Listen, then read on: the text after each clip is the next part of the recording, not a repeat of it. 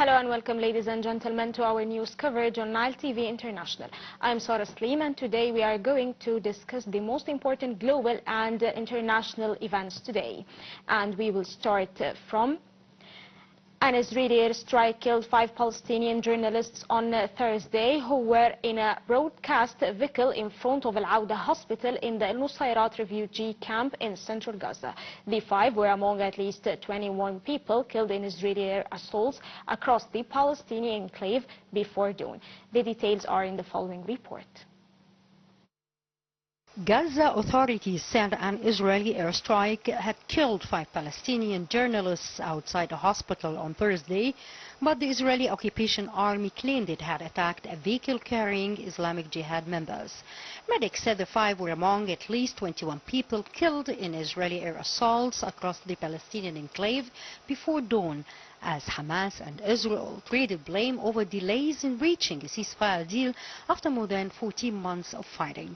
The Palestinian Journalists Union said one strike had killed 5 journalists who were in a broadcast vehicle in front of the hospital in Al-Nusayrat refugee camp in central Gaza.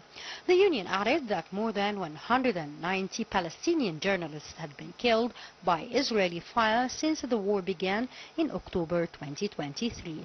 The Gaza-based channel called the strike a massacre and said in a statement that the 5 were killed as they carried out their media and humanitarian duty.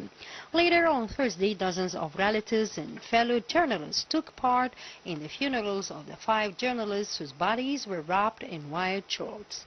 Medics in the enclave said 8 other people were killed and 20 injured in an Israeli airstrike on a house in Gaza City's Zaytun neighborhood. The death toll could rise as many people were trapped under the rubble, according to witnesses.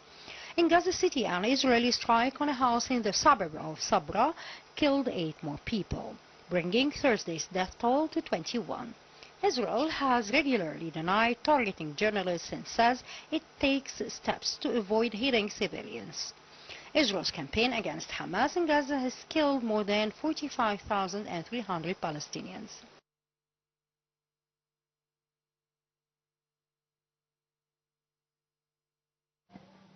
To shed more light about the latest developments in Gaza, we are joined with a phone call by our guest, the Ambassador Medhat ElMeliguy, former Assistant Foreign Minister. Good evening, Mr. Ambassador. Good evening to you. I would like to ask you first, how do you weigh the escalation in Gaza as 5 Palestinian journalists were killed in today's airstrike outside Al-Auda hospital?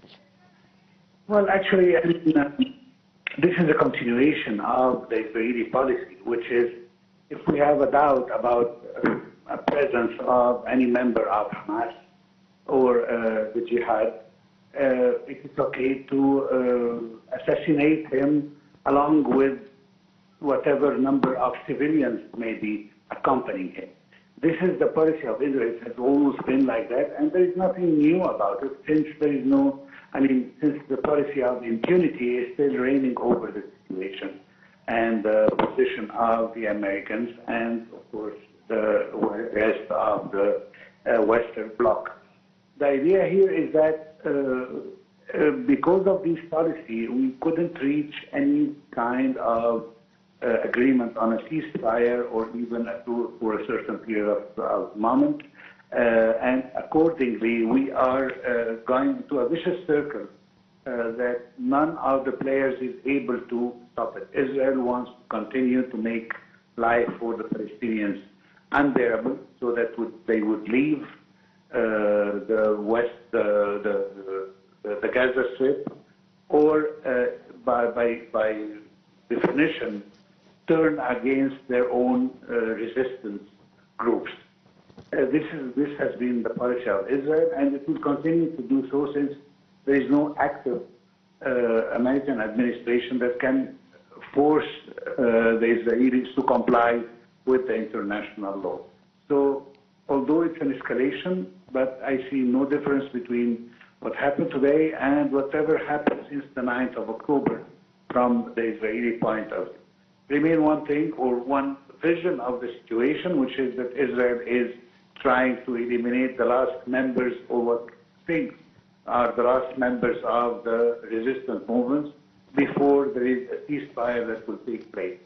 I believe that there will be a ceasefire, but I don't think it will be during the reign of Mr. Biden, since according to many sources, the relations between the Israeli government and President Biden and his administration are not on best terms. So they will wait until the beginning of reign of President Trump, who is one of the biggest supporters of Israel, or at least he's a bigger supporter of Israel compared with Mr. Biden, and give him the ceasefire as a present. The idea is not actually that, but is Israel going to be satisfied to end the war at this point, or it will just accept a ceasefire until it can retrieve its hostages and then resume the war against the Palestinians once again? This is the main point that needs to be discussed. If Israel will accept a long-term ceasefire, this will be, well, something positive in its position.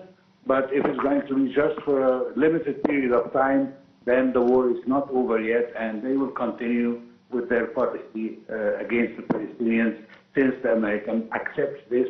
And now it's already have been clear to the whole international community that the United States represents a full-fledged associate to Israel war crimes. It is not anymore a supporter of Israel, but it's an associate with Israel in whatever actions they are perpetrating on the Palestinians. Well, Mr. Ambassador, to what extent has Egypt supported people in Gaza to provide for them the humanitarian aid in the regional and the international areas? Well, we are trying to push as much as we can to at least be able to enter humanitarian aid to the Palestinians who have been on the edge of starvation from a few months already. However, the whole procedure by the Egyptian side is always blocked by the Israel policy of committing genocide. As we all know, that when you use hunger as a mean of war, then you are committing a war crime described as a genocide. And since Israel is accepting to be a member of this war crime thing, then we will continue to be to do so until there is a real pressure from the international community, and especially from the United States. And unless we have that, even the Egyptian effort, along with the Qataris and any other peace-loving entity in the world, will be in vain, since the Americans are already supplying Israel with the full diplomatic and military support it needs. And based on that, the Israeli will never stop what they are doing until they achieve the goal according to their vision and not according to the world order as it's supposed to be. And this is the main problem that we are all facing. So although the Egyptian efforts are optimized and are as they were doing the maximum we can, but if we do not have someone who is a partner, considered to be a partner, and with the goodwill to implement a ceasefire, then unfortunately we will not achieve a ceasefire or even be able to enter humanitarian aid to the Palestinian people. Well, Mr. Ambassador, thank you for joining us today. The Ambassador Medhat ElMeliguy, former Assistant Foreign Minister. Thank you. The United Nations peacekeeping force in Lebanon called on Thursday for